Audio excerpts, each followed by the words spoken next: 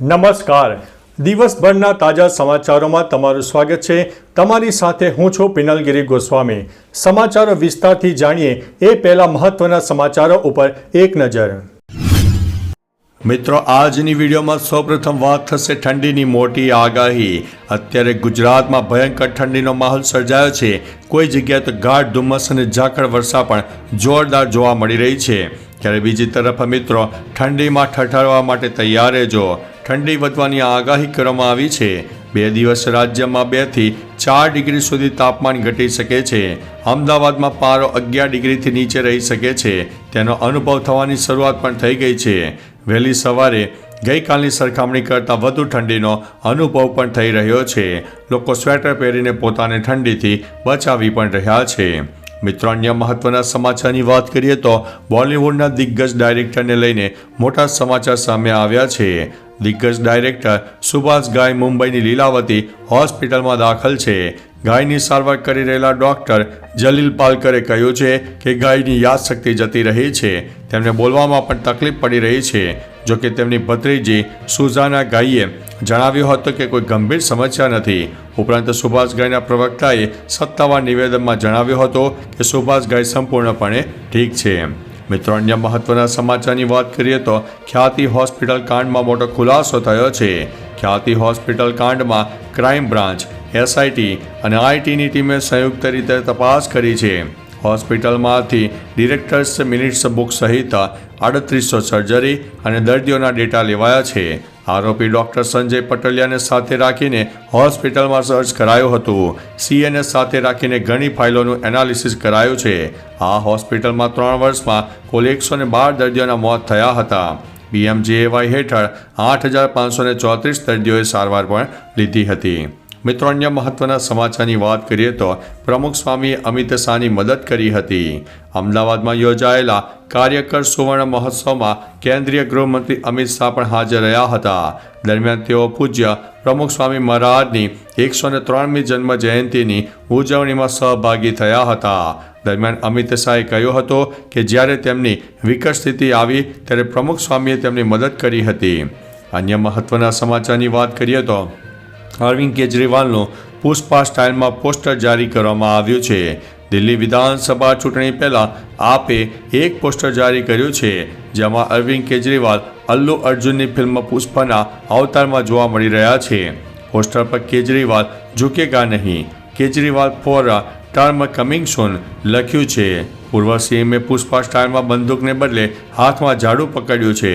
Poster share કરતી વખતે આપે કેપ્શનમાં લખ્યું હતું કે ફરી આવી રહ્યા છે કેજરીવાલ.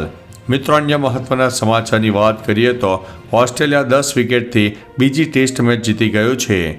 એડિલેડમાં ત્રીજા દિવસે ઓસ્ટ્રેલિયા બીજી મેચની બીજી ટેસ્ટ મેચ 10 વિકેટથી જીતી ગયું છે. હવે આ સિરીઝમાં ભારત અને ઓસ્ટ્રેલિયાને 1-1 મેચ જીતીને બરાબરી કરી લીધી છે. ભારતને આ હાર હંમેશા યાદ રહેશે.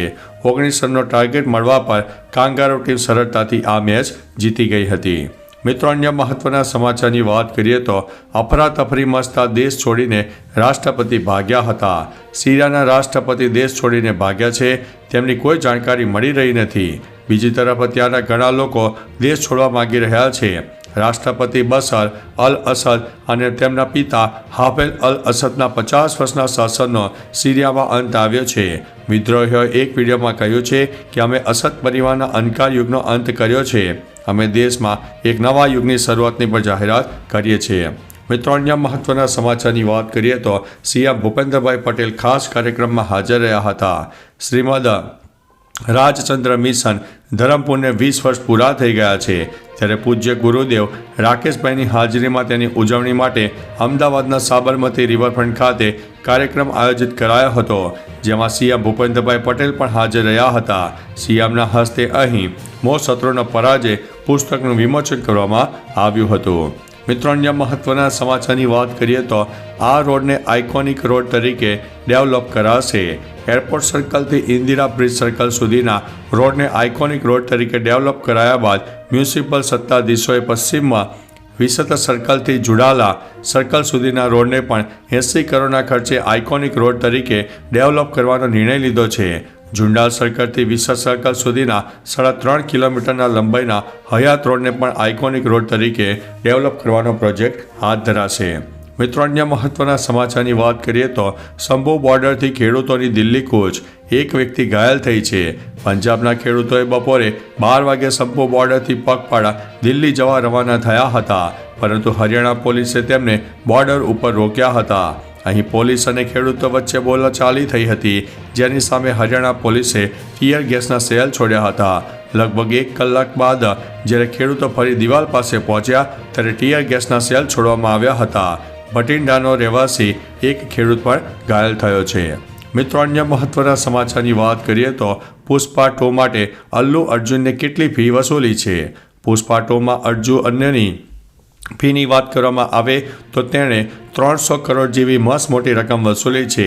એશિયાનેટ અને મની કંટ્રોલ દ્વારા આ અલ્લુ અર્જુનની આટલી ફી ચૂકવી હોવાના અહેવાલો પ્રકાશિત કરવામાં આવ્યા છે.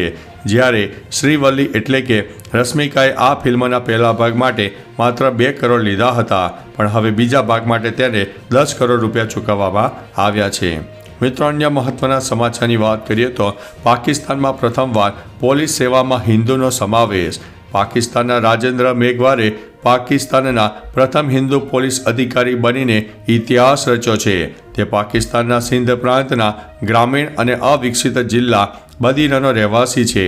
મુસ્લિમ બહુમતી ધરાવતા દેશમાં અવરોધો તોડીને મેઘવારને પાકિસ્તાન પોલીસ સેવા હેઠળ ફૈસલાબાદમાં સહાયક પોલીસ અધિક્ષક ASP તરીકે નિયુક્ત કરવામાં આવ્યા છે.